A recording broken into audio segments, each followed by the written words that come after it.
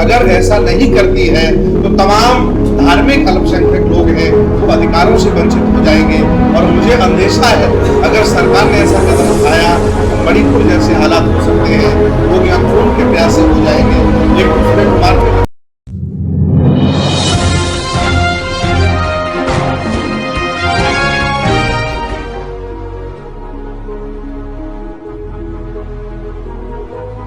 आज की प्रेस वार्ता बहुत ही महत्वपूर्ण है। हम चाहते हैं कि भारत के सभी लोग जानें, जब से भारत में संविधान लागू हुआ है सबको समान अधिकार मिले और बहुत सारी असमानताएं होने के बावजूद भी भारत सरकार यूनिफॉर्म सिविल कोड बिना सबकी सहमति के परामर्श के भारत पर थोपना चाहती है। हम सामाजिक लोग, विज्ञानवादी, तर्कवादी, क्षमतावादी, संविधानवादी लोग हैं। हम चाहते हैं कि पहले सहमति हो, परामर्श हो, तब कोई नया कानून भारत में लागू किया जाए। इसके पहले समान शिक्षा पर ये काम कर सकते हैं। गरीबों के लिए अलग स्कूल हैं, अमीरों के लिए अलग स्कूल हैं, कोई आवाज उठाने वाला नहीं है। गरीबों के मोहल्ले अलग हैं, अमीरों के मोहल्ले अलग, गरीबों की अलग है, अमीरों की अलग है, जिस पर कोई बात करने को तैयार नहीं। तमाम असमानताएं भारत में, लेकिन समान नागरिक संहिता बना करके ये मणिपुर जैसी स्थिति न कहीं भारत में आ जाए। लोग एक दूसरे। मेरा नाम बौद्ध भिक्षु सुमित रतन है। मैं ये प्रेस वार्ता भारत के सभी बौद्धों की तरफ से, विज्ञानवादी, समतावादी लोगों की तरफ से कर रहा हूँ लखनऊ प्रेस क्लब में। और मेरी मांग है कि सरकार जो भारत समान नागरिक संहिता बिल यूसीसी बना रही है या ला रही है, वो जल्दबाजी ना करे जब तक वो सभी लोगों से कंसल्ट ना कर ले, सभी लोगों से सलाह मशवरा ना कर ले। अगर ऐसा वो करते हैं तो यहाँ खून खराबा हो सकता है, स्थिति बहुत खराब हो सकती है। इसलिए मैं बौद्ध भिक्षु हूँ, मैं हिंसा का पक्षधर नहीं हूँ, मैं अहिंसावादी हूँ, मैं अमन चैन चाहता हूँ, सबका मंगल की हमारी परंपरा है। इसलिए मैं सरकार को आपके माध्यम से ये निवेदन करना चाहता हूँ, इसलिए हमने ये प्रेस वार्ता बुलाई है।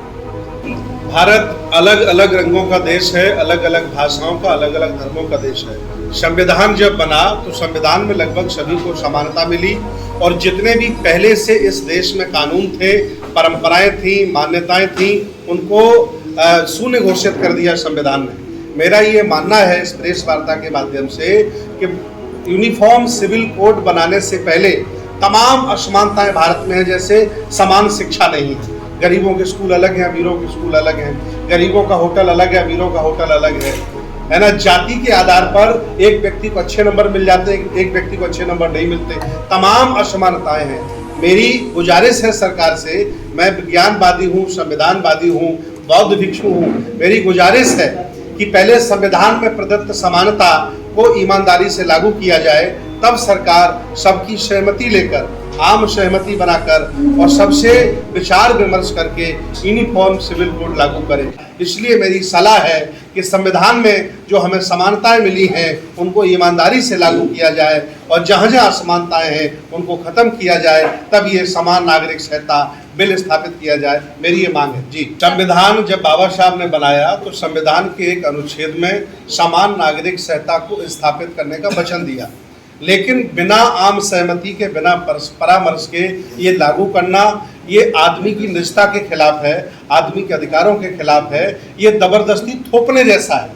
मैं चाहता हूँ सरकार से कि पहले यूनिफॉर्म सिविल कोड का एक बिल बनाए और बिल का मसौदा बनाए, उसका एक किताब बनाए और भारत के प्रत्येक नागरिक को पढ़ने का मौका दिया जाए। उसे लगेगा कि मेरे अधिकारों के, मेरे मान सम्मान के खिलाफ नहीं है, उसे लागू कर दिया जाए। ये संविधान किसी एक से नहीं चलता है, ये संविधान से चलता है। ये देश, भारत में लोकतंत्र है, सब लोगों की आम सहमति से भारत चलता है। ये मेरी मांग है। आपको लगता है इस समय जरूरत है यूसीसी को लाने की? बिल्कुल जरूरत है। आम देखिए, देश भारत की प्रगति में जो भी किया जाए उसमें हम तैयार हैं। मेरे व्यक्तिगत रीत रिवाज खत्म हो जाएं। मैं एक बौद्ध हूँ, मैं पिछले 10 वर्षों से, 15 वर्षों से हमारे तमाम बौद्ध लोग मांग कर रहे हैं कि मेरा पर्सनल लॉ बना दिया जाए, मेरा मैरिज एक्ट बना दिया जाए, लेकिन अभी तक भारत सरकार ने बौद्धों को पर्सनल लॉ नहीं दिया, मैरिज एक्ट नहीं बनाया। अब ईसीजी बनाने का प्लान बना लिया इन्होंने, जबकि मेरा मांग है कि मुझे अलग धर्म दे दिया जाए।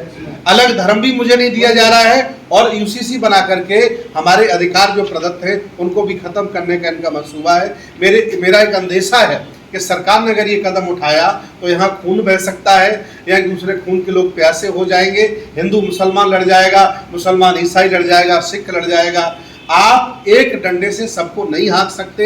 ये देश विविधताओं का है, अलग अलग रंगों का है। यहाँ हिंदू, सिख, ईसाई, जैन, पारसी, मुसलमान, इसके अलावा 200 से ज़्यादा भाषाएं हैं, कई तरह के रंग हैं, कई तरह की मान्यताएं हैं, परंपराएं हैं। उससे देश बन करके बना है। इससे आप एक डंडे से नहीं हाँक सकते। अगर हाँकेंगे तो देश में ऐसा ही हाल होगा जैसे मणिपुर में हो रहा है।